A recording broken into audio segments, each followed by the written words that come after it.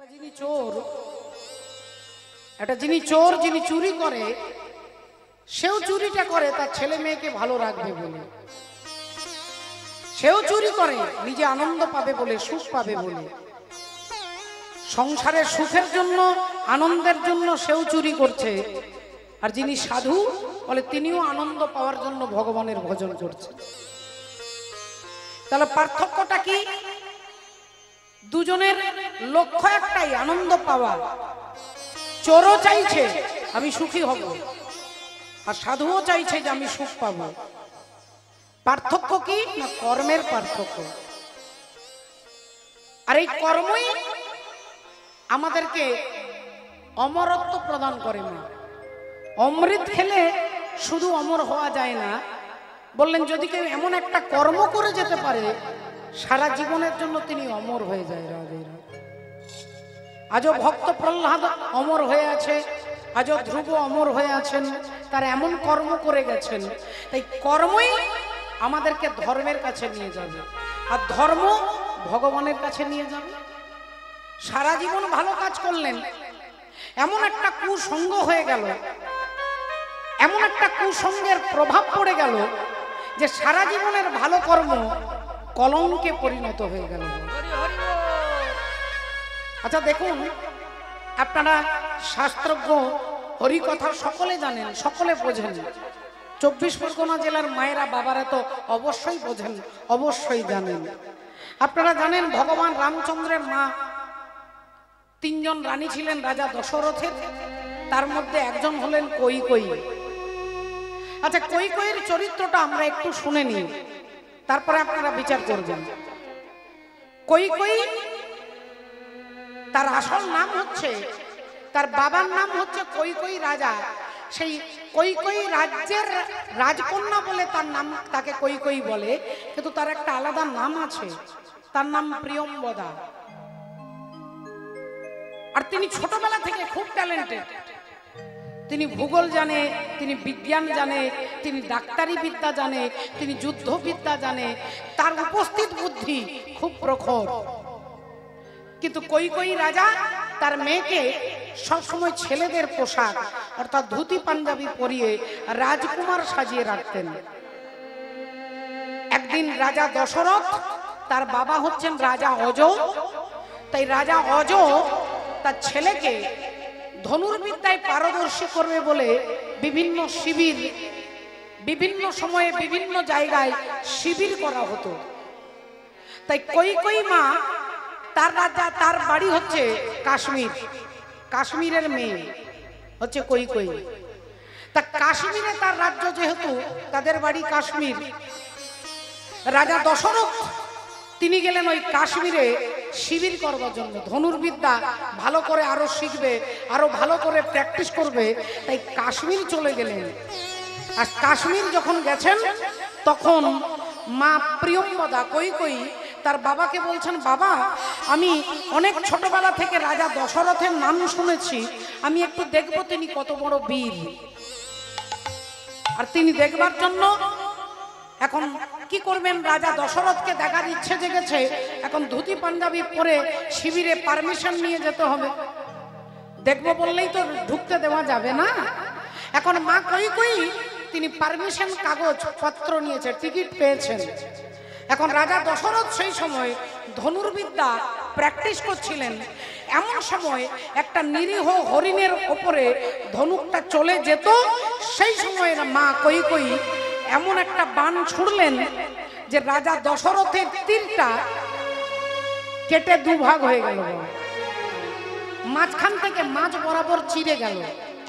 রাজা দশরথ চমকে উঠলেন যে আমার বাণটাকে এইভাবে মাঝখানে নষ্ট করে দিতে পারে এত বড় বীর কে? এই যেই পিছন ফিরে তাকিয়ে দেখছেন অপূর্ব এক রাজকুমার দাঁড়িয়ে আছেন। রাজা দশরথ বললেন, আপনি কে? তিনি বললেন, আমি আপনাকে মিথ্যে কথা বলবো না, আমার নাম হচ্ছে, আমি কৈকেয়ী রাজার কন্যা, আমার নাম হচ্ছে প্রিয়ম্বদা।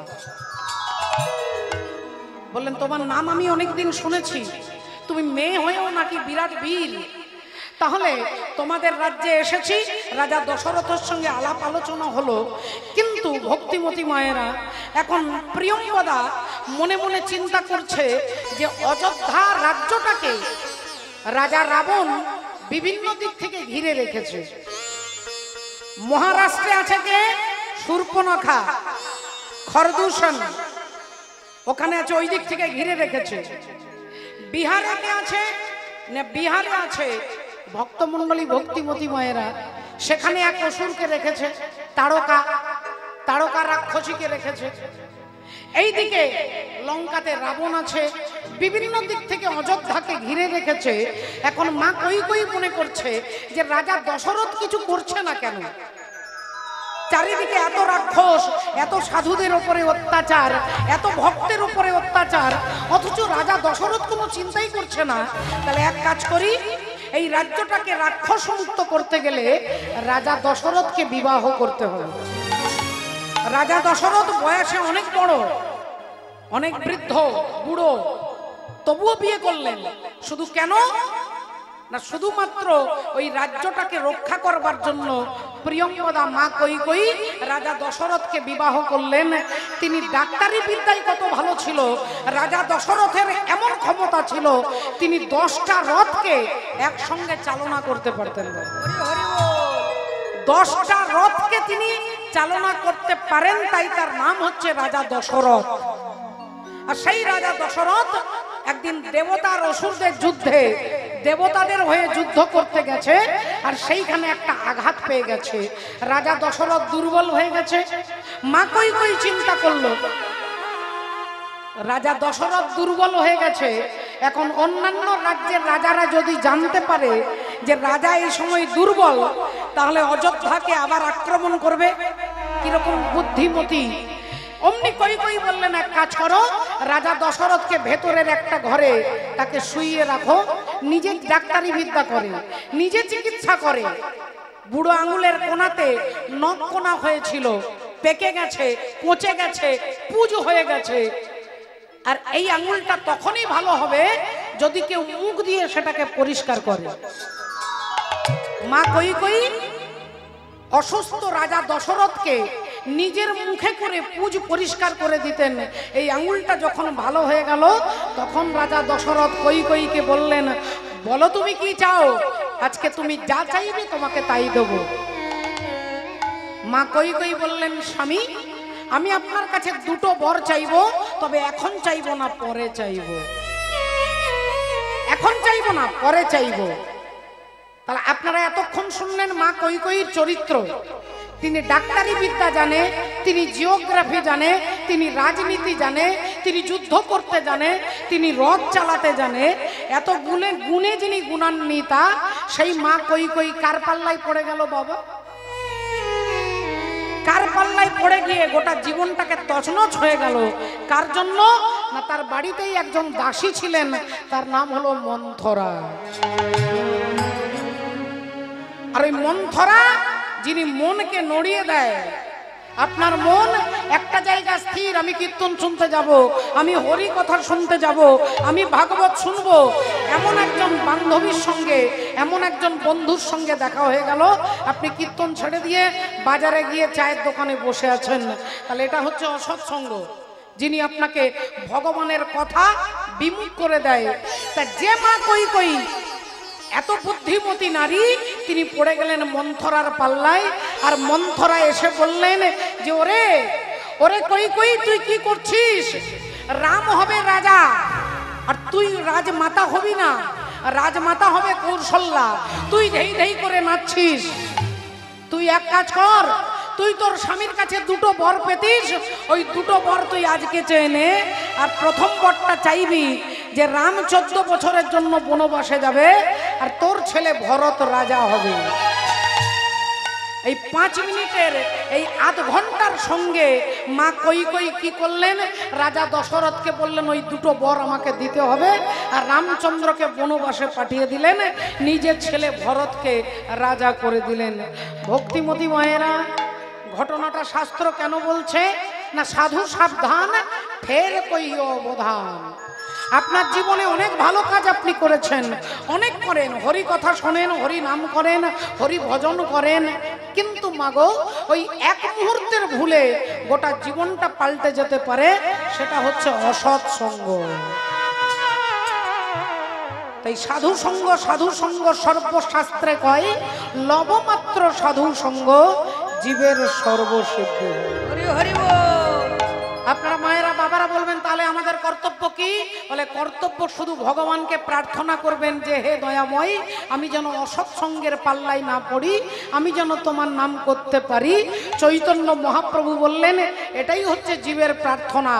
গৌরাঙ্গ বলিতে হবে পুলক শরীর, হরি হরি বলিতে নয়নে বহেনি, আর কবে নিতাই চা।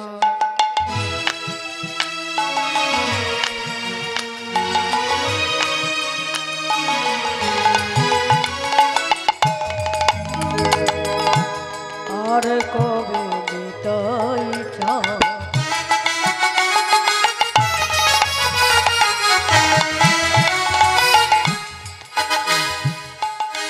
করুণা করিবে ওগো করুণা করিবে, করুণা করিবে, আর কবে নিতাই চা। করুণা করিবে, করুণা করিবে, করুণা করিবে। সংসার বাসনা মোর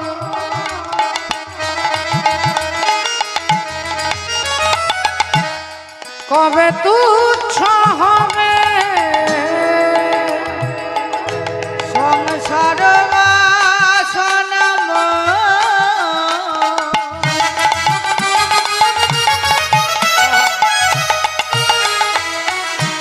কবে তুচ্ছ হবে, কবে হরি বলে কেঁদে বেড়াবো, আমি হরি বলে কেঁদে বেড়াবো। বলো হরি বলে কেঁদে বেড়াবো, আমি হরি বলে কেঁদে বেড়াবো। ও যে ধুলাই গড়া গড়ি দেব, হরি বলে কেঁদে বেড়াবো। ধুলাই গড়া গড়ি দেব, হরি বলে কেঁদে বেড়াবো। বলি সংসার বাসনা মোর ওগো কবে তুচ্ছ হবে, সংসার বাসনা কবে তুচ্ছ হবে, সংসার বাসনা কবে তুচ্ছ হবে, সংসার বাসনা কবে তুচ্ছ হবে। সাধু সঙ্গ সর্বশাস্ত্রে কয় লবমাত্র সাধু সঙ্গ জীবের সর্বসিদ্ধি হয়। সর্বসিদ্ধি হবে মা জীব যদি সাধু সঙ্গ করে, আপনি যা চাইবেন তাই হবে, কিন্তু সাধুকে সাধুর মতো হতে হবে। আর আপনার সঙ্গের সাধু সঙ্গ কাকে বলে আগে এটা জানতে হবে। এই যে এখানে কীর্তন শুনছেন, বছরের পর বছর বিভিন্ন জায়গায় ছুটে যাচ্ছেন, আগে আপনাকে লক্ষ্যটা স্থির করতে হবে যে আপনি কেন কীর্তন শুনতে যাচ্ছেন। আমি কেন কীর্তন শুনতে যাচ্ছি, আমি কেন কীর্তন করছি, আমি কেন নামের মালা জপ করছি, আমি কেন তীর্থে যাচ্ছি, আগে আপনাকে লক্ষ্যটা স্থির রাখতে হবে। আর লক্ষ্য যদি লক্ষ্য রকমের হয় তাহলে একটাও সিদ্ধান্তে পৌঁছাতে পারবেন না। আগে আপনাকে লক্ষ্য স্থির করতে হবে যে আমি এই জন্য কীর্তন শুনছি। আমি ভগবানকে পাওয়ার জন্য কীর্তন শুনছি, আমি আমার একতলা বাড়ি দুতলার জন্য কীর্তন শুনছি, আমার ছেলেটার চাকরির জন্য কীর্তন শুনছি, আমি একটা নাতি পাওয়ার জন্য কীর্তন শুনছি। আগে আপনি লক্ষ্যটা স্থির করুন, আপনি কি চাইছেন। লক্ষ্য যতক্ষণ স্থির না হবে লক্ষ্য ভেদ করা সম্ভব হবে না বাবা। লক্ষ্যকে ভেদ করতে গেলে আপনাকে লক্ষ্য স্থির করতে হবে। আপনারা সকলে জানেন মহাভারতে দেখাচ্ছেন গুরু দ্রোণাচার্য তার সমস্ত ছাত্রদেরকে শিষ্যদেরকে ডেকেছে। সবাই যখন লম্বা লাইন দিয়ে দাঁড়িয়েছে হাত জোড় করে গুরুদেবকে প্রণাম করে, গুরুদেব বললেন আজকে তোমাদের ইন্টারভিউ নেওয়া হবে, পরীক্ষা হবে। কি পরীক্ষা? বলে ওই দেখো গাছের ডালের ওপরে একটা পাখি বসানো আছে, ওই পাখির যে চোখ সেই চোখটাকে লক্ষ্য ভেদ করতে হবে। পাখির যে চোখ সেই চোখটাকে লক্ষ্য ভেদ করতে হবে। যিনি পারবেন তিনি হবেন আমার প্রধান শিষ্য। ছাত্রদের মধ্যে একটা আলোড়ন সৃষ্টি হয়ে গেল, পারতে হবে, গুরুদেবের প্রধান শিষ্য হতে হবে। সবাই একটা হই হই ব্যাপার, সকলের একটা টান টান ভাব। সবাই ভাবলো তাহলে বেশ পাখির চোখকে লক্ষ্য ভেদ করতে হবে। বেশ কয়েকজন একটু প্র্যাকটিস শুরু করে দিল। একজন রাধে রাধে, কেউ ভগবানকে ডাকতে লাগলো, কেউ ইষ্ট দেবতাকে ডাকতে লাগলেন। এইবার ধনুর্বাণ নিয়ে সবাই দাঁড়িয়ে গেলেন। পাখির চোখকে লক্ষ্য ভেদ করতে করতে কেউ পারলেন না। এক এক করে আসছে, যুধিষ্ঠির এলেন, পারলেন না, ভীম এলো, পারলেন না। কেউ যখন পারছে না সবাই ব্যর্থ। গুরু দ্রোণাচার্য অর্জুনের দিকে তাকিয়েছেন, বাবা অর্জুন এবার তুমি দেখাও, তুমি যদি না পারো তাহলে জানবো আমার সমস্ত ছাত্রদেরকে এখনো ট্রেনিং সম্পূর্ণ হয়নি। অর্জুন অমনি গুরুদেবকে প্রণাম করে আর অমনি পাখির চোখটাকে লক্ষ্য ভেদ করবে। ধীরে ধীরে ধনুর্বাণ ধনুকের মধ্যে ছিলার মধ্যে বাণটাকে নিয়ে আর যেই তীরটাকে ছুঁড়ে দিল অমনি পাখির চোখটা সোজা লক্ষ্য ভেদ হয়ে গেল। সমস্ত ছাত্ররা তালি দিল, সবাই উলুধ্বনি দিল, হরিধ্বনি করলো। গুরু দ্রোণাচার্য আনন্দে তার বুকটা ভরে গেল। অর্জুনকে ছুটে গিয়ে জড়িয়ে ধরলেন। কিন্তু কাজটা তো এখানেই শেষ নয়। বাবা অর্জুন তুমি ওখানে দাঁড়াও, এরা সবাই শুনবে আজকে তুমি কিভাবে লক্ষ্য ভেদ করলে, এদেরকে বলে দাও। যেটা কেউ পারলো না সেটা তুমি পারলে কি করে? অর্জুন বললেন গুরুজি আপনি যখন বললেন পাখি গাছের ডালের ওপরে বসানো আছে, আমি প্রথমে পুরো গাছটাকে দেখলাম, টোটাল গাছটাকে দেখলাম। গাছটাকে দেখতে দেখতে দেখতে সমস্ত গাছ থেকে চোখটা সরিয়ে এনে যে ডালের মধ্যে পাখিটা বসে আছে সেই গোটা ডালটাকে দেখলাম। বলে ডালটাকে দেখতে দেখতে দেখতে এবার ডাল থেকে চোখটাকে সরিয়ে নিয়ে আমি শুধু পাখির সারা দেহটাকে দেখলাম। পাখির দেহ থেকে চোখটা সরিয়ে নিয়ে এইবার পাখির গোটা মুখটাকে দেখলাম। এবার সমস্ত মুখ থেকে চোখটাকে সরিয়ে নিয়ে পাখির চোখ আর আমার চোখ, এই দুটো চোখ যখন এক জায়গায় কেন্দ্রীভূত হলো তখনই আমি তীরটা ছুঁড়ে দিলাম। আর অমনি কি হলো না লক্ষ্য ভেদ হয়ে গেল। হরি হরি বল। তাহলে আপনাদেরকে আমাকে বুঝতে হবে এখানে এই ঘটনার মধ্যে কি বোঝাচ্ছেন না, লক্ষ্য বস্তু পেতে গেলে আগে গোটা জগৎ থেকে চোখটাকে সরিয়ে আপনি যা চাইছেন, আপনার চাওয়া আর ভগবানের চাওয়াকে একটা জায়গায় কেন্দ্রীভূত করতে হবে। যদি আপনি ভগবানকেই চান আপনাকে লক্ষ্যটা স্থির রাখতে হবে। বলে লক্ষ্য যদি স্থির থাকে, শিশুর নেহারি লক্ষ্য মাতৃস্তন পানে। একটা বাচ্চা ছেলের লক্ষ্য আমি মায়ের স্তনের দুগ্ধ পান করব, এটাই তার লক্ষ্য, আর সে কিছু চাই না। শিশুর নেহারি লক্ষ্য মাতৃস্তন পানে, মাতালের স্থির লক্ষ্য মদিরা সন্ধানে, সতী খুঁজে পুঁজিবারে পতির চরণ, কুলোটার লক্ষ্য হরে কিসে পরমন, বাঁদরের লক্ষ্য শুধু ফলের বাগান, শুকুনির লক্ষ্য দুর্ভাগাড়ের সন্ধান, শৃগালের লক্ষ্য মৃতদেহ লয়ে টানাটানি, আর নিন্দুকের লক্ষ্য শুধু পরনিন্দা গ্লানি, জ্ঞানীর লক্ষ্য শুধু তর্ক উপার্জন, আর ভক্তের লক্ষ্য শুধু শ্রীহরির চরণ। হরি হরি বল, হরি বল। তাহলে ভক্তের লক্ষ্য যদি ভগবানের চরণ হয়, সেই চরণ পাওয়ার জন্য আজকে আপনারা এখানে একত্রিত হয়েছেন। ও বলি করিবি যদি হরির ভজন, ও খেপা করবি যদি হরির ভজন, ও যে ছাঁচার জল মোড় কচাই ওঠা। ছাঁচার জলটাকে মোড় কচাতে ওঠাতে হবে। মোড় কচা মানে কি? দেখবেন ঘরে একটা চাল থাকে, ওই ঘরের চালটাকে আমাদের পুরুলিয়া, বাঁকুড়া, বীরভূম, বর্ধমান জেলাতে মোড় কচা বলে বাবা। তা বীরভূমের কবি এই সুন্দর গানটা লিখেছেন, তাই তিনি মোড় কচা বলছেন। ছাঁচার জল মোড় কচায় ওঠা, অর্থাৎ নিচ থেকে ঊর্ধ্বগতি হতে হবে। রাধে রাধে। ও যে ছাঁচার জল মোড় কচায় ওঠা, ও হরি ভজন করো একা, হরি সাধন করো একা, হরি ভজন করো একা, হরি সাধন করো একা, হরি ভজন করো একা, হরি সাধন করো একা। ও যে করবি যদি, ও খেপা করবি যদি হরির ভজন, তবে ছাঁচার জলময় কচাই ওঠা ভজন।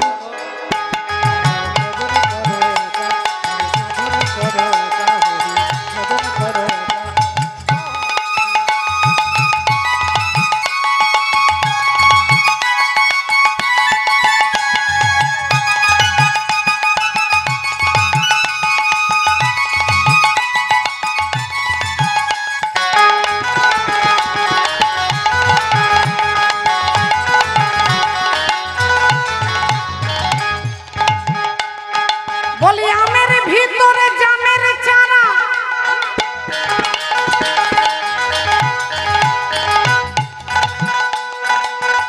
ও মায়েরা, আম গাছে জাম, আমের গাছে জাম হবে মা। এই প্রাকৃত দেহ দিয়ে অপ্রাকৃত ভগবানকে পাওয়া যাবে। ভগবানের দেহ 8টা উপাদান দিয়ে তৈরি, আমাদের দেহ 8টা উপাদানে তৈরি। আমাদের দেহটাকে প্রাকৃত দেহ বলে, আর ভগবানের দেহটা রক্ত মাংস দিয়ে তৈরি নয়। ভগবানের দেহ সচ্চিদানন্দ বিগ্রহ, সৎ, চিত আর আনন্দ, এই 3টে উপাদানে ভগবানের দেহ তৈরি হয়। মানুষের মতো রক্ত মাংস দিয়ে ভগবানের দেহ তৈরি নয়। তাহলে এটা প্রাকৃত দেহ, আর ভগবানের দেহটা অপ্রাকৃত দেহ। এই প্রাকৃত দেহে আপনি ভগবানকে পেতে পারবেন। তাই বলছে আমের ভিতর জামের চারা। হ্যাঁ, কি বলেন? বলি আমের ভিতরে জামের চারা,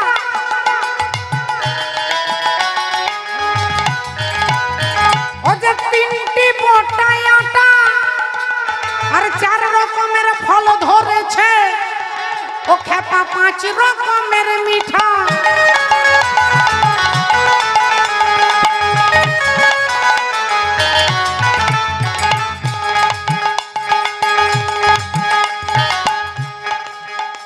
কি বললেন? রাধে রাধে। ও তোর ঘরে থাকে 6 জন চোর, ও তোর ঘরে থাকে 6 জন চোর। কাম, ক্রোধ, লোভ, মোহ, মদ, মাৎসর্য, এই 6টা চোর আমার ভেতরে আছে বল। ও তোর ঘরে থাকে 6 জন। ও খেপা জান গে আগে সেটা হরি ভজন করো একা, হরি সাধন করো একা, হরি ভজন করো একা, হরি সাধন করো একা, ভজন করো একা, হরি সাধন করো একা। ও বলি করবি যদি হরির ভজন, ও যদি করবি যদি হরির ভজন, ও যে ছাঁচার জল মোড় কচাই ওঠা ভজন করো একা, হরি সাধন করো একা, হরি ভজন করো একা, হরি সাধন করো একা, হরি ভজন করো একা, হরি করো একা, ভজন করো একা, হরি সাধন করো একা, ভজন করো একা, হরি সাধন করো একা, ভজন করো একা, হরি সাধন করো একা। মাননীয় ভক্তমণ্ডলী, ভক্তিমতী মায়েরা, আমরা সামাজিক জীব, আমাদের একা থাকতে ভালো লাগে না। কিন্তু যদি কারোর একা থাকতে ভালো লাগে, তাহলে জানবেন ভগবান আপনাকে কৃপা করেছে।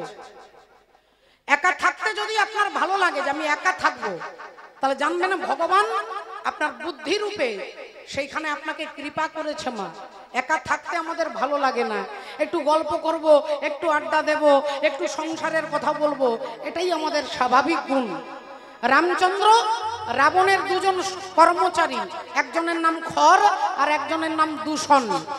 এই খর আর দূষণকে পাঠিয়েছে যে যাও ওই দুই ভাইকে মেরে এসো। আর খর দূষণ এই দুজন একটা দল নিয়ে 10,000 সৈনিক নিয়ে খর দূষণ আসছে রামচন্দ্রকে আঘাত করবেন বলে। লক্ষণ অমনি বলে উঠল কানে কানে, বলছে দাদা রাবণের দুজন কর্মচারী খর দূষণ আসছে তোমাকে অ্যাটাক করবার জন্য, আক্রমণ করবার জন্য। রামচন্দ্র বললেন ভাই লক্ষণ এক কাজ করো, তুমি তোমার বৌদিকে নিয়ে একটু দূরে গিয়ে লুকিয়ে থাকো। লক্ষণ বললেন দাদা কি বলছো তুমি, 10,000 সৈনিক নিয়ে আসছে, তুমি একলা থাকবে? রামচন্দ্র বললেন হ্যাঁ আমি একাই আমি সামলে নেব, তুমি তোমার বৌদিকে নিয়ে তুমি একটু দূরে চলে যাও। রাধে রাধে। লক্ষণ বললেন দাদা তুমি ভুল করছো, বৌদি হচ্ছে শক্তি আর আমি হলাম তোমার দাস সেবক। তাহলে শক্তি আর সেবককে বাদ দিয়ে দিলে তুমি যুদ্ধ করবে কার বলে? যুদ্ধ করতে গেলে শক্তি দরকার হয়। তাহলে তোমার শক্তি হচ্ছে সীতা, তুমি বলছো সীতাকে নিয়ে চলে যাও। আবার তোমার যেহেতু আমি দাস সেবক, তাহলে সেবকেরও একটা দরকার আছে, তুমি বলছো আমাকেও চলে যেতে। রামচন্দ্র বললেন আমি যা বলছি তাই করো, তোমরা একটু দূরে লুকিয়ে যাও। এখন সীতা দেবীকে নিয়ে লক্ষণ ঠাকুর লুকিয়ে গেছে, রামচন্দ্র একা বসে আছে। আর খরদূষণ 10,000 সৈনিক নিয়ে আক্রমণ করতে আসছে। ভগবান রামচন্দ্র দূর থেকে কিচ্ছু করলেন না, না ছুড়লেন গদা, না মারলেন তীর, না মারলেন পাথর, না মারলেন ইট, কিছু নয়, শুধু দূরে দাঁড়িয়ে রামচন্দ্র একটু হেসে দিলেন। 10,000 সৈনিক যে যার মুখের দিকে তাকাচ্ছে, দেখছে একজন আরেকজনকে দেখছে, এ রাম, দেখছে এর ভেতরে রাম, এ দেখছে ওর ভেতরে রাম, এ দেখছে ওকে রাম, ও দেখছে একে রাম। এ ভাবছে আমি যাকে খুঁজছি এ তো সেই, আর ও ভাবছে আমি যাকে খুঁজছি এ তো সেই। নিজেদের মধ্যে মারামারি কাটাকাটি করে 10,000 সৈন্য হরিবোল হয়ে গেল। নিজেদের মধ্যে মারামারি করে কাটাকাটি করে। রাধে রাধে। আপনি প্রণাম কাকে করবেন? আপনার ভেতরেও রাম, আপনি যাকে প্রণাম করছেন তার ভেতরেও রাম। আগে আপনাকে জানতে হবে ওই দুজন অসুর খর দূষণ তারা হচ্ছে বিকার। আর বিকার মানুষের মধ্যে উৎপন্ন হয় কখন? বলে সঙ্গের গুণে। আপনার কাছে যখন সিনেমার গল্প করবে আপনার মনটা সিনেমার মতো তৈরি হয়ে যাবে। আপনার কাছে যখন সংসারিক কথাবার্তা বলবে আপনার মন সংসারের রসে ডুবে যাবে। তাহলে রামচন্দ্র বোঝাচ্ছেন কি না, তুমি যখন একা থাকবে তখন না তোমার মধ্যে ক্রোধ জন্মাবে, না কাম জন্মাবে, না লোভ জন্মাবে। তুমি একা থাকলে ভজন সাধন করতে পারবে। তাই একা যদি কেউ ভজন সাধন করে তার ভেতরের বিকার ধ্বংস হয়ে যাবে। এই কারণে মাঝে মাঝে 24 ঘন্টার মধ্যে অন্তত আধ ঘন্টা যদি কেউ একা থাকে, এই জন্য ধ্যান করতে বলে, তপস্যা করতে বলে, ভজন করতে বলে। কেন? আপনার মাইন্ডটাকে কন্ট্রোল করবার জন্য। মাইন্ডকে কন্ট্রোল করবার জন্য একা থাকতে হয়। তাই একা যিনি আছেন তিনি এটা ভেবে নেবেন যে একা শুধু থাকলে হবে না, একা থাকতে গেলে ভজন করতে হবে। রাধে রাধে। মাননীয় ভক্তমণ্ডলী, ভক্তিমতী মায়েরা, এই কারণে বলছে যদি করবি যদি হরির ভজন, করবি যদি হরির ভজন, তবে ছাঁচার জল মোড় কচাই ওঠা ভজন করো একা হরি সাধন করো, হরি ভজন করো একা হরি সাধন করো একা। তাই মাননীয় ভক্তমণ্ডলী, ভক্তিমতী মায়েরা, আমরা তো পারবো না, আপনাদের সন্তান আছে, নাতি আছে, জামাই আছে, বলে সংসারে আপনি থাকবেন, আপনার মনটাকে ভগবত চরণে রাখতে হবে। চৈতন্য মহাপ্রভু এই কারণেই এলেন কলির জীবকে সংসারে থেকে কি করে ভগবানকে পাওয়া যায় আজকে একটু জেনে নেব। দেখুন, একজন সংসারী মানুষ বলে তিনিও ভগবানকে পেতে পারেন, আর একজন বৈরাগী মানুষ সারা জীবনে বিয়ে করেনি, জঙ্গলে থাকে, বলে তিনিও ভগবানকে পেতে পারবেন। দুজনেরই রাস্তা এক জায়গায় গিয়ে মিলবে। বলে কি রকম? বলে একটা হচ্ছে লোকাল রাস্তা আর একটা হচ্ছে বাইপাস রাস্তা। বাইপাস রাস্তা দিয়ে যিনি যায় সেখানে না আছে কোনো জ্যাম, না আছে কোনো ট্রাফিক গন্ডগোল, না আছে রাস্তা উঁচু নিচু, সেখানে কোনো কিছু ঝামেলা নেই, গাড়ি সোজা চলে যাবে, বাইপাস দিয়ে অনেক তাড়াতাড়ি আপনি পৌঁছাতে পারবেন। আর যিনি লোকাল রাস্তা দিয়ে যাবে বলে তাকে দেখতে হবে কে পায়ে হেঁটে আসছে, কে মোটর সাইকেল যাচ্ছে, কোনখানে ভ্যান ঢুকে যাচ্ছে, কোনখানে টোটো চলে আসছে, আপনাকে দাঁড়াতে হচ্ছে, আবার চলছেন, আবার দাঁড়াতে হচ্ছে, কোথাও গর্ত আছে, কোথাও আছে বাম্পার, আপনাকে কখনো লাফাতে হচ্ছে, কখনো নিচে পড়তে হচ্ছে। এই ধাক্কা খেতে খেতে খেতে আপনি আপনার গন্তব্যে পৌঁছাচ্ছেন। এটা হচ্ছে সংসারী মানুষ। সংসারে জ্বালা আছে, যন্ত্রণা আছে, ব্যথা আছে, চিন্তা আছে, দুঃখ আছে, বেদনা আছে, হতাশা আছে।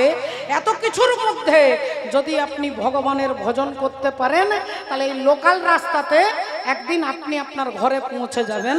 আর বাইপাস রাস্তা দিয়ে গেলে বলে না আছে ছেলে, না আছে নাতি, না আছে মেয়ে, না আছে জামাই, কোনো কিছুই গন্ডগোল নেই, সোজা চলে যাচ্ছেন। কিন্তু দুজনেই যাচ্ছে কোথায়? বলে ভগবত ধামে, হরি হরি বল। ভগবানের ধামে। তাই মহাপ্রভু বললেন যে হরিনাম করো, হরিনাম ছাড়া আপনি বাইপাস দিয়েও ভগবানের কাছে যেতে পারবেন না, আর লোকাল রাস্তা দিয়েও যেতে পারবেন না। তাই হরিনামটা করতে হবে মা। হাসি মাখা বদনে আর ছল ছল নয়নে, নয়নে ওগো আনন্দ কাননে মন ভ্রময়নিবা। একবার হরি বল, হরি বল মনে রে আমার, হরি বল।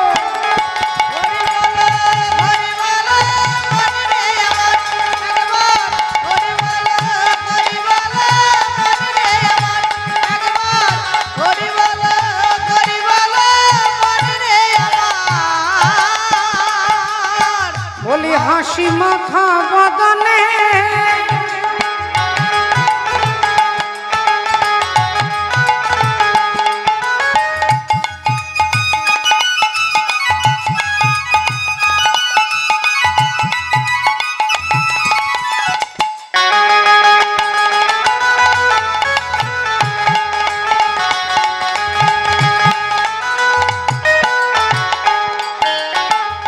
ওরে গতি নাই, গতি নাই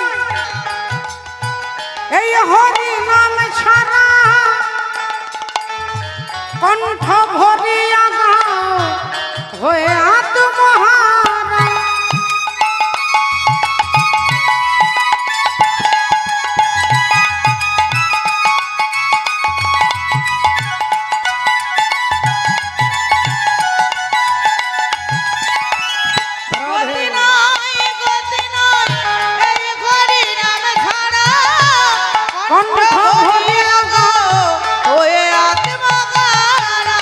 বলি ওই দেখো শ্মশানে দিবারাত্রি দিনে, ওই দেখো শ্মশানে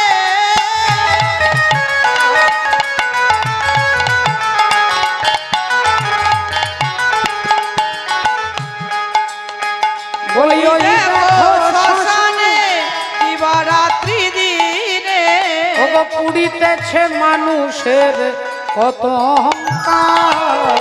হরি বল, হরি বল মনে রে আমার, একবার হরি বল, হরি বল মনে রে আমার, একবার হরি বল, হরি বল মনে রে আমার, একবার হরি বল, হরি বল মনে রে আমার, একবার হরি বল, হরি বল মনে রে আমার। এই পদকর্তা এক পাশে দাঁড়িয়ে কলম দিচ্ছেন, বিষয় ছাড়িয়া কবে শুদ্ধ হবে মন। আজ বিষয় ছাড়িয়া কবে শুদ্ধ হবে মন, বিষয় ছাড়িয়া কবে শুদ্ধ হবে মন। ছাড়িয়া কবে শুদ্ধ হবে মন, কবে হাম হেরব সেই মধুর বৃন্দাবন। কবে হবে হেরব সেই মধুর বৃন্দাবন, কবে হবে হেরব সেই মধুর বৃন্দাবন। ওগো রূপ রঘুনাথ পদে হইবে আকুতি, রূপ রঘুনাথ পদে হইবে আকুতি। আরে কবে হাম বুঝব সেই যুগল প্রীতি। কবে হাম বুঝব সেই যুগল প্রীতি, কবে হাম বুঝব সেই যুগল প্রীতি। রূপ রঘুনাথ পদে রহু মরে আস, আজি প্রার্থনা করয় সদা নরোত্তম দাস। নরত আমার হরি বলা হলো না গো হরি বলা আয় অবতারে হরি বলা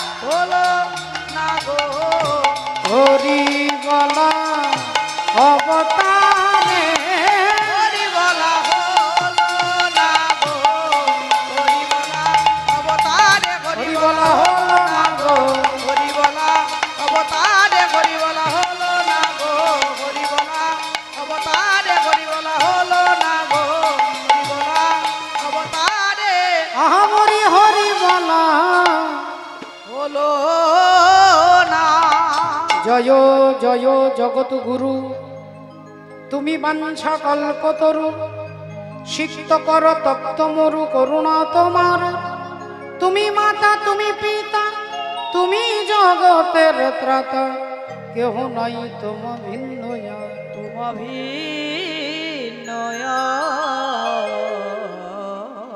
সকলের চরণে দণ্ডবোধ প্রণাম জানিয়ে শ্রদ্ধেয় বাবা ঠাকুর ভক্তিমতী মায়েরা আজকে যে ভগবানের কথা যে হরি গুণ কীর্তন আপনারা শুনতে একত্রিত হয়েছেন এই হরিবাসরে আমরা শুনব আজকে পরম ধার্মিক রাজা বিচক্ষণ রাজা ন্যায়শীল রাজা সত্যবাদী রাজা যার কথা আপনারা এর আগে হয়তো অনেকবার শুনেছেন বিভিন্ন শাস্ত্রের মাধ্যমে বিভিন্ন কীর্তনিয়ার বদন থেকে আমরা সেই সত্যবাদী রাজা হরিশ্চন্দ্রের সত্য যে তিনি যে সত্য রক্ষা করেছিলেন তার তথ্য রাজা হরিশ্চন্দ্রের জীবনীর মধ্য থেকে আমরা জানবো একবার সবাই মিলে বলবো বলো ভগবান কৃষ্ণচন্দ্র কি बोलो राधा रानी की बोलिए भागवत महापुराण की अनंत कोटि भक्त वृंदों की निताई गौर सीतानाथ প্রেমানন্দে হরি হরি বল হরি বল হরি হরি বল তাহলে রাজা হরিশ্চন্দ্রের কথা জানবো শুনবো আমরা একটা ভজনের মধ্যে দিয়ে ভজন রাজ্যে যাব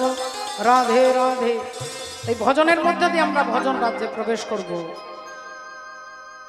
হায়া খবর है आँखों जो शाम का दर्शन किया करे है आँखों जो शाम का दर्शन किया करे ऐशीष जो प्रभु चरण में वंदन किया करे बेकार वो मुख है जो रहे व्यर्थ बातों में मुख वो है जो हरि नाम का सुमिरन किया करे। हीरे मोती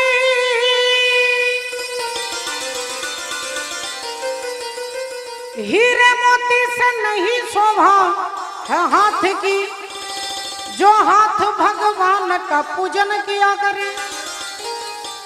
मर कर भी अमर नाम से जीवती जग में, प्रभु प्रेम में बलिदान जो जीवन दिया करे।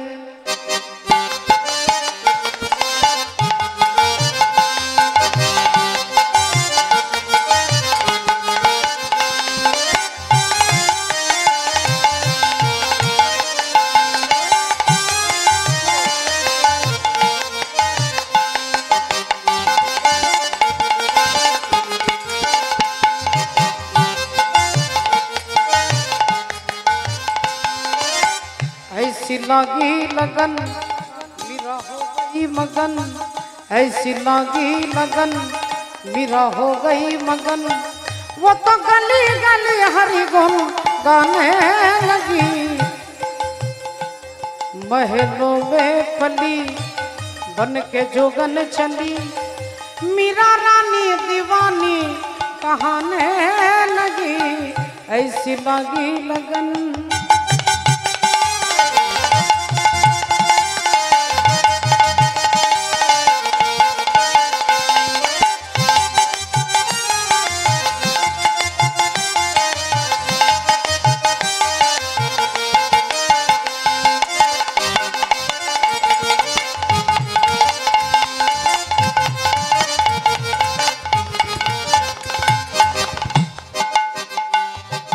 कोई रोके नहीं, कोई टोके नहीं,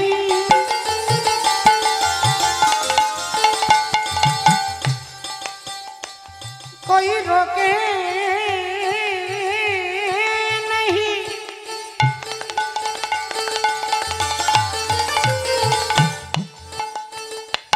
और कोई टोके नहीं।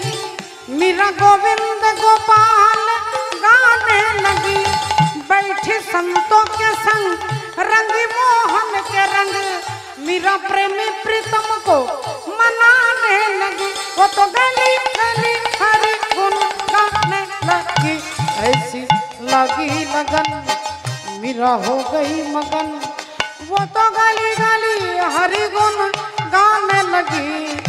ऐसी लगी लगन।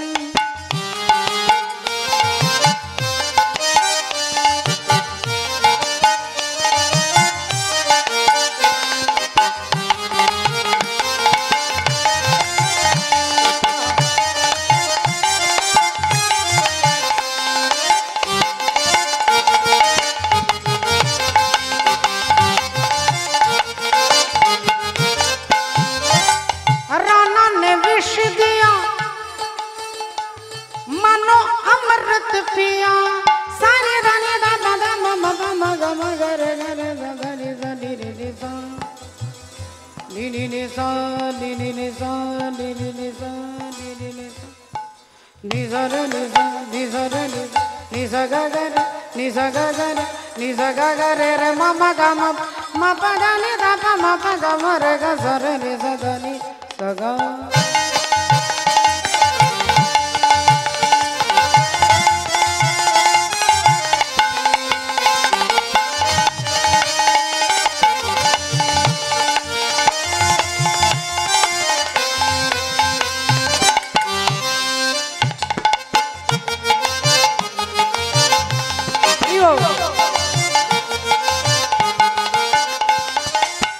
राणा ने विष दिया मनो अमृत पिया, वो तो सागर में सरिता समाने लगी। दुख लाखों सहे मुख से गोविंद कहे, मेरा गोविंद गोपाल गाने लगी। वो तो गली गली हरि गुण गाने लगी। ऐसे लगी लगन मेरा हो गई मगन, ऐसी लगी लगन मेरा हो गई मगन। ऐसी लगी लगन मेरा हो गई मगन নিতাই গৌর সীতানাথ প্রেমানন্দে। হরি হরি বল, হরি বল, হরি হরি বল। তাহলে ভক্তিমতী মায়েরা আজকে রাজা হরিশ্চন্দ্রের কথা জানতে গেলে, শুনতে গেলে আমরা জেনে নেব তিনি হচ্ছেন অযোধ্যার রাজা। অযোধ্যার রাজা রাজা হরিশ্চন্দ্র। বাবার নাম হচ্ছে হরিবীজ, আর হরিবীজের বাবা হচ্ছেন হারিত। তা রাজা হরিশ্চন্দ্র সম্পর্কে একটু আমাদের জানতে গেলে তার সম্পর্কে অন্তত ছোট্ট একটা ধারণা থাকা আমাদের একান্ত প্রয়োজন।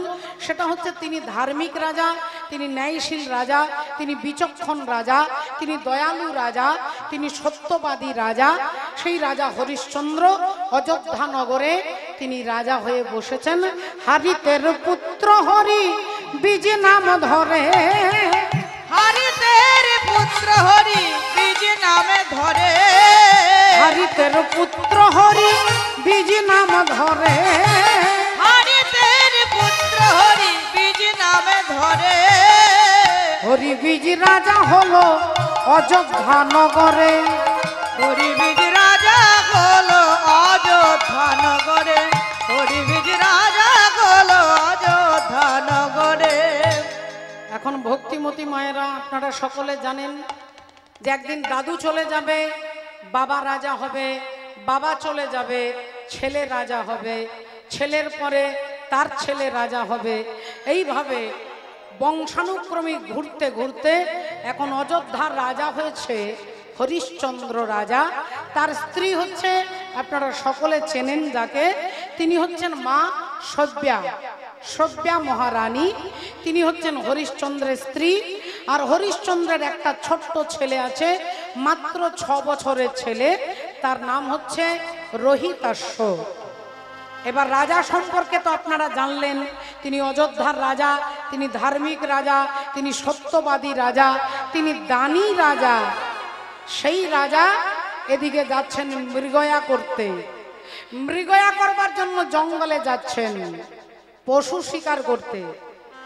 এই ঘটনার পরিপ্রেক্ষিতে অনেকে বলেন যে তাহলে পশু হত্যা করছে, তার মানে তিনি মাংস খান, ইত্যাদি ইত্যাদি, এরকম অনেক তর্কমূলক কথা আমরা শুনতে পাই।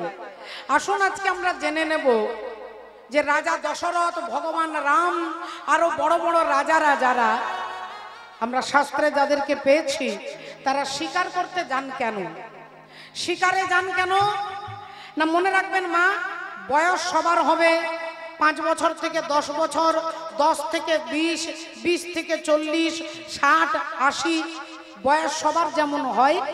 জঙ্গলে যেসব প্রাণী, যারা হিংসুটে প্রাণী, যারা মানুষকে হত্যা করে, যারা নরমাংস ভক্ষণ করে, সেই বাঘ সিংহ যখন বুড়ো হয়ে যায়, যখন হিংস্র প্রাণী বুড়ো হয়ে যায়, তখন তাদের দাঁতগুলো নড়বড়ে হয়ে যায়, নখ দুর্বল হয়ে যায়। তাহলে দাঁতের সাহায্যে তারা ছিঁড়ে ছিঁড়ে খাবে, দাঁত ভেঙে গেছে, দাঁত নড়ছে, নখ দুর্বল হয়ে গেছে, শরীর জীর্ণ হয়ে যাচ্ছে, খেতে পাচ্ছে না, ভালো করে খাবার পেটে যাচ্ছে না। ওই প্রাণীগুলোকে কি করে না, সেই দেশের রাজা সেই প্রাণীকে মেরে তাদের বধ করে তাদের যন্ত্রণা থেকে মুক্তি করেন। আর ওই যে পশুটাকে মারলেন, সেই বাঘের ছালটাকে তুলে নিয়ে রাজা কি করে, বড় বড় সাধুদের, যোগীদের সেই চামড়াটা দেন। তারা আসন বিছিয়ে দেখবেন বাঘের চামড়ার উপরে বসে অনেক সাধক তপস্যা করছেন। অনেক সাধককে দেখেছেন তপস্যা করতে, বড় বড় সাধক, বড় বড় ঋষি, তারা বাঘের ছালের ওপরে, হরিণের ছালের ওপরে, সিংহের ছালের ওপরে বসে তপস্যা করেন। রাজা ওই চামড়াটা খুলে ঋষিদেরকে দেন। আর ঋষি যখনই বসে ভগবানের ভজন করবে, বলো ওই প্রাণীটা উদ্ধার হয়ে যাবে। বলো হরিণ হলে হরিণের ছালের ওপরে বসলে হরিণ উদ্ধার হয়ে যাবে, বাঘের ছালের ওপরে বসলে বাঘ উদ্ধার হয়ে যাবে। এইবার রাজা যে বধ করলো প্রাণীটাকে, রাজার তো অপরাধ হবে, পাপ হবে। রাজা কি করবে না, রাজা যজ্ঞ করে, অশ্বমেধ যজ্ঞ করে, যজ্ঞের দ্বারা নিজে পাপ স্খলন করবেন, পাপ থেকে মুক্ত হবেন। এই হচ্ছে তার ইতিহাস। রাজা যখন যুদ্ধ করতে যাবে অন্য রাজার সঙ্গে, তখন আগে তোকে প্র্যাকটিস করতে হবে। তো তাহলে কাকে মেরে প্র্যাকটিস করবে না? ওই জঙ্গলের যেসব প্রাণীরা নিজেরা খেতে পাচ্ছে না, মরে যাচ্ছে, যন্ত্রণা পাচ্ছে, তাদেরকে মেরে তাদেরকে মুক্তি দেন আর কি।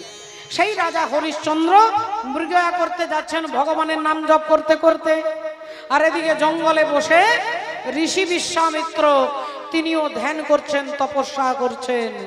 রাজা হরিশ্চন্দ্র ভগবানের নাম স্মরণ করতে করতে যাচ্ছে। আমরাও যাব, একবার চিৎকার করে বলবো, বলো রাধা রানী কি, বলো রাধা রানী কি, বলো রাধা রানী কি। जरा चल के वृंदावन देखो, और शाम में बंसी बजाते मिलेंगे। जरा चल के वृंदावन देखो, शाम में बंसी बजाते मिलेंगे।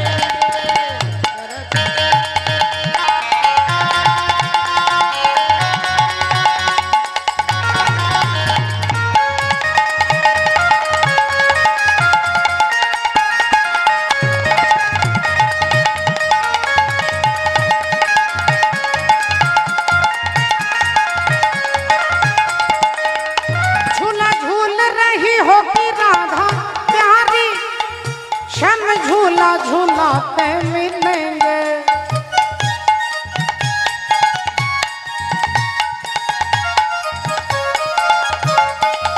और झूला झूल रही होगी राधा प्यारी, श्याम झूला झूलाते मिलेंगे। जरा चल के, और जरा चल के, जरा चल के वृंदावन देखो, बंसी बजाते मिलेंगे। जरा चल के वृंदावन देखो, सब बंसी बजाते मिलेंगे।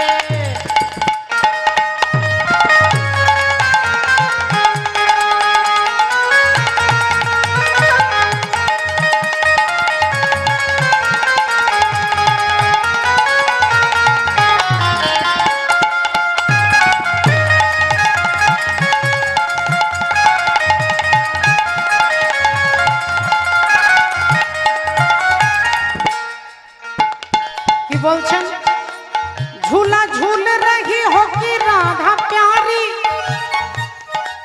और श्याम गैया चराते मिलेंगे।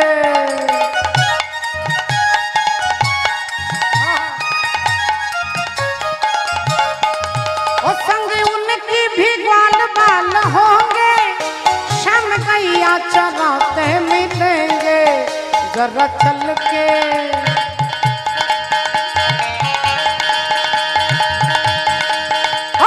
चल के वृंदावन, उलू ध्वनि हरिओ, सब बंसी बजाते मिलेंगे।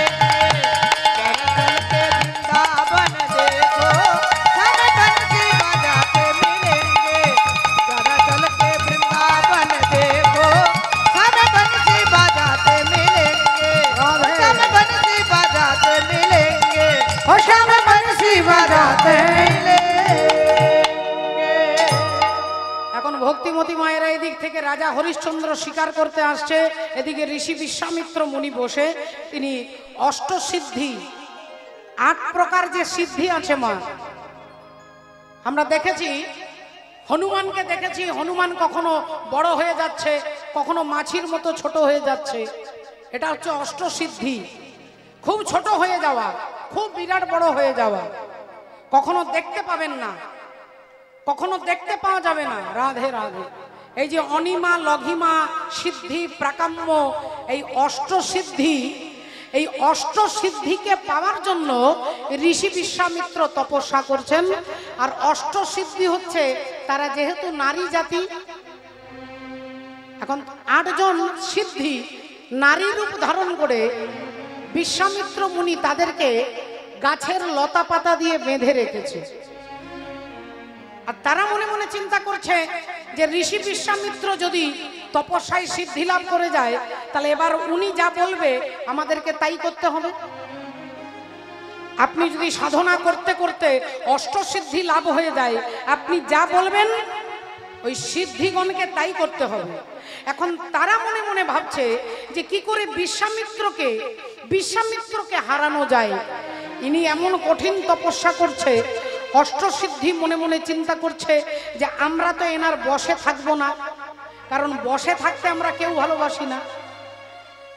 কেউ আমাকে বলবে তুমি ওঠো আমি উঠবো, কেউ বলবে তুমি বসো আমি বসবো, কেউ বলবে ওখানে যাও আমি যাব। কারো দাস হয়ে থাকতে আমাদের ভালো লাগে না। তাই অষ্টসিদ্ধি চিন্তা করছে যে বিশ্বামিত্রের আমরা দাস হয়ে থাকবো না, তাহলে কি করা যায়। এখন লতা পাতা দিয়ে মন্ত্র দিয়ে বেঁধে রেখে দিয়েছে, তারা আর যেতেও পারছে না। এদিকে রাজা হরিশ্চন্দ্র শিকার করতে আসছে, আর এদিকে ওই অষ্টসিদ্ধি চিৎকার করছে বাঁচাও বাঁচাও।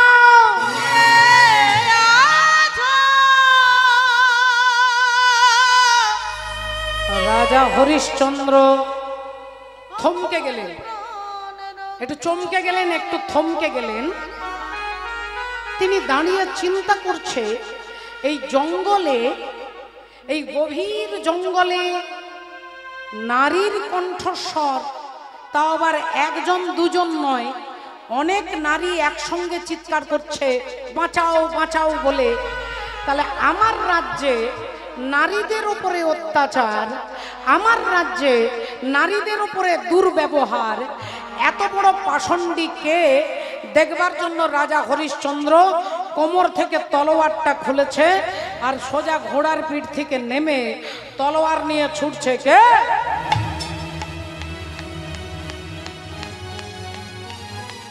হঠাৎ দেখতে পেলেন একটা গাছের সঙ্গে 8 জন নারীকে লতা পাতায় বাঁধানো রয়েছে। রাজা হরিশ্চন্দ্র ছুটে গেলেন, কে মা, আপনারা কে?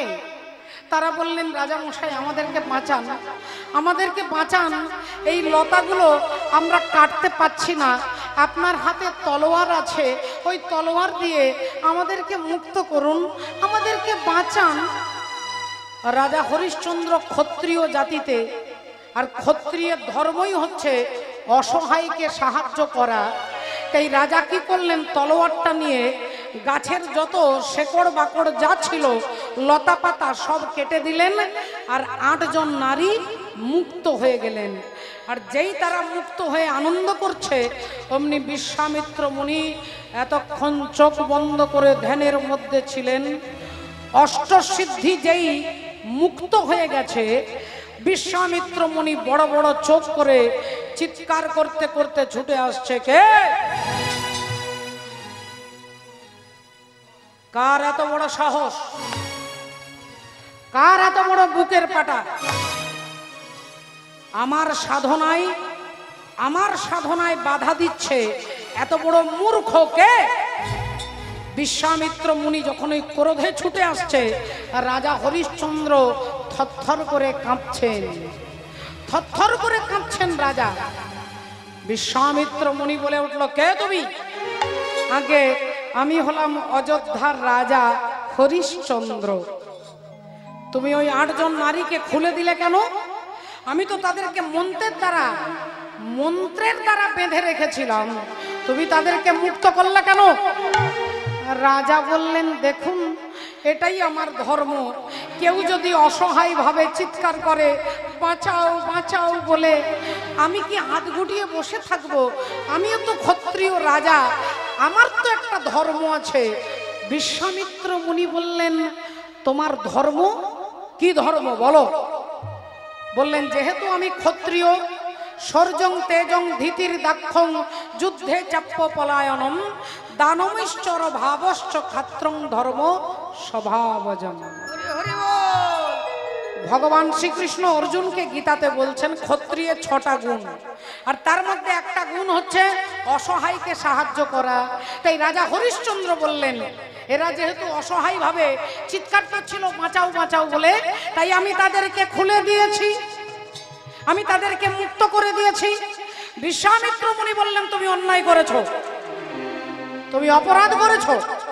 রাজা হরিশ্চন্দ্র বললেন, দেখুন একজন রাজার অনেক কর্তব্য, রাজা দয়ালু ব্যক্তি, রাজার উচিত কাউকে দান করা, রাজার উচিত কাউকে সাহায্য করা, রাজার উচিত কারোর প্রাণকে রক্ষা করা। বিশ্বামিত্র মুনি বললেন, আচ্ছা তাহলে তুমি আমাকে জ্ঞান দিচ্ছ, আমাকে তুমি জ্ঞান দিচ্ছ। আর যে বিশ্বামিত্র রেগে গেলেন, অমনি অষ্টসিদ্ধি সব পালিয়ে গেল। কারণ যখনই কাম, ক্রোধ, লোভ, মোহ, মদ, মাৎসর্য, এই ষড়রিপুর যখনই একটা উদয় হবে, তখনই সিদ্ধি পালিয়ে যাবে। বিশ্বামিত্র মুনি রেগে গেল, আর এরা সবাই আনন্দে ছুটে পালালো। ভাবলো আমাদেরকে আর দাস হতে হলো না, তারা সবাই পালিয়ে গেল। আর অমনি সমস্ত রাগটা গিয়ে পড়লো রাজা হরিশ্চন্দ্রের উপরে। তিনি বললেন তুমি যখন আমাকে জ্ঞান দিচ্ছ, তাহলে বলো তোমার আরেক কর্তব্য কি?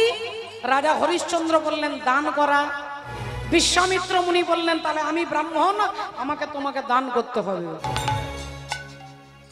আজকে আমি তোমার কাছে যা চাইবো, বলে তোমায় সেটা দিতে হবে, তোমায় সেটা দিতে হবে, বলি তোমায় সেটা দিতে হবে, তোমায় সেটা দিতে হবে। ওগো আমি তোমার কাছে যা যা চাইবো, তোমায় সেটা দিতে হবে, তোমার কাছে যা চাইব তোমায় সেটা দিতে হবে। কি হাঁ করে আমার দিকে তাকাচ্ছ যে? আমি যা চাইবো তোমাকে তাই দিতে হবে। রাজা হরিশ্চন্দ্র বললেন, বেশ বলুন আপনার কি লাগবে, আপনি যা চাইবেন আমি তাই দেব। বিশ্বামিত্র মুনি বললেন, তোমার সমস্ত রাজ্যটা তোমাকে আমাকে দিতে হবে, তোমার সমস্ত রাজত্ব আমাকে দিতে হবে। বিশ্বামিত্র মুনির চাইতে একটু দেরি হলো, হরিশ্চন্দ্রের দিতে দেরি হলো না। সে সঙ্গে সঙ্গে বলে দিল, বেশ আজ থেকে আমার সমস্ত রাজ্য আমি আপনাকে দিয়ে দিলাম, হরি বল। আমার সমস্ত রাজত্ব আমি আপনাকে দিয়ে দিলাম। রাধে রাধে। বললেন, ঠিক আছে, তাহলে তুমি মনে করে ভালো করে ভেবেচিন্তে বলছো তো, তোমার সমস্ত রাজত্ব আজ থেকে আমার? রাজা হরিশ্চন্দ্র বললেন, হ্যাঁ আজ থেকে সব আপনার। বললেন, রাজা মশাই দান তো তুমি দিলে, কিন্তু তোমাকে তো এর দক্ষিণা দিতে হবে, এর তো একটা দক্ষিণা দিতে হবে। এই যে মায়েরা আপনারা কীর্তন শুনছেন, এখানে যে কীর্তনিয়ারা আজকে কালকে যারা কীর্তন গাইতে আসবে, কমিটির দাদারা বাবারা তাদেরকে নিশ্চয়ই পারিশ্রমিক দেবে। যে টাকাটা দেবে সেটা কিন্তু দান নয়, সেটা দক্ষিণা। আমাকে যে তারা দেবেন ওটা দক্ষিণা, ওটা দান নয়।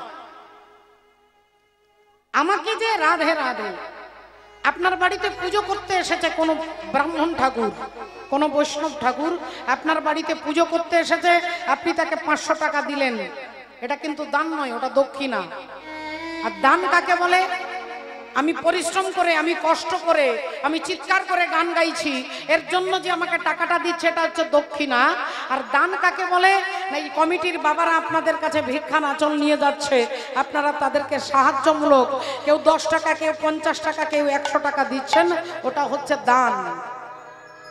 তাই বিশ্বামিত্র মুনি বলে উঠলেন, রাজা হরিশ্চন্দ্র তোমার সমস্ত রাজ্যটা তুমি আমাকে দান করলে, এবার আমাকে দক্ষিণা দিতে হবে, আমাকে দক্ষিণা দিতে হবে। রাজা বললেন, বলুন কি লাগবে? বলে 10 লক্ষ স্বর্ণ মুদ্রা লাগবে। হরি হরি বল। 10 লক্ষ স্বর্ণ মুদ্রা দিতে হবে, নইলে কিন্তু আমি তোমাকে অভিশাপ দেব। রাজা হরিশ্চন্দ্র বললেন, ওরে কে আছিস, কে আছিস? রাজ ভান্ডার থেকে 10 লক্ষ স্বর্ণ মুদ্রা এনে এনাকে দিয়ে দাও। যেই বলেছে অমনি বিশ্বামিত্র মুনি বলে উঠলো, দাঁড়াও রাজা, তোমার সব কিছু যদি তুমি আমাকে দিলে, তাহলে তোমার রাজ ভান্ডারটা কি তোমার? ওটা তো আমার। তাহলে তুমি আমার নিয়ে আমাকে দিচ্ছ কেন? রাজা হরিশ্চন্দ্র বললেন, দেখুন আমার কাছে তো এখন এই মুহূর্তে কিছু নেই, তাহলে আমি কি করব? বিশ্বামিত্র মুনি বললেন, এক্ষুনি এই মুহূর্তে এই রাজ্য ছেড়ে তোমাকে চলে যেতে হবে। আমার রাজ্য ছেড়ে, গোটা পৃথিবী ছেড়ে তোমাকে চলে যেতে হবে। তোমার সঙ্গে শুধু 2টো জিনিস নিয়ে যাবে, একটা হচ্ছে তোমার স্ত্রী আর একটা হচ্ছে তোমার ছেলে। এই 3 জনে মিলে আমার পৃথিবী ছেড়ে তোমরা চলে যাও। রাজা হরিশ্চন্দ্র বললেন, আমি তো চলে যাচ্ছি হে ঋষিবর, কিন্তু আপনার দক্ষিণা আমাকে একটু সময় দিন, আমি নিশ্চয়ই আপনাকে দক্ষিণা দেব। বিশ্বামিত্র মুনি বললেন, 1 মাস সময় দিলাম, এর মধ্যে যদি আমার দক্ষিণা না দাও তাহলে তুমি পুড়ে ছাই হয়ে যাবে। কথা নারায়ণ শ্রী মধুসূদন করুণা কর মোরে, করুণা কর মোরে। কোথা নারায়ণ শ্রী মধুসূদন করুণা কর মোরে, করুণা কর মোরে। কোথা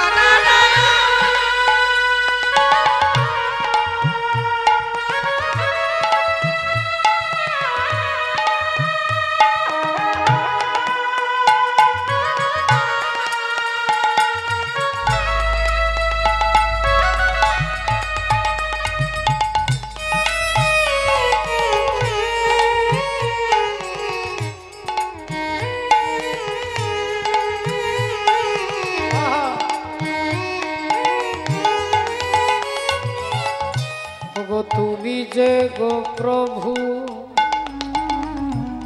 কাঙালের ঠাকুর, আমি যে প্রেমে ভিখারি। তুমি যে গো প্রভু কাঙালের ঠাকুর, আমি যে প্রেমের ভিখারি। তুমি যে গো প্রভু কাঙালের ঠাকুর, আমি যে প্রেমের ভিখারি। নানা ব্যথা দিও না ও গো ব্যথাহারি, তোমায় বাঁধিব প্রেমের ডোরে, করুণা কর মোরে, করুণা কর মোরে। কোথা নারায়ণ শ্রী মধুসূদন কোথা নারায়ণ শ্রী মধুসূদন করুণা কর মোরে, করুণা কর মোরে, করুণা করুণা কর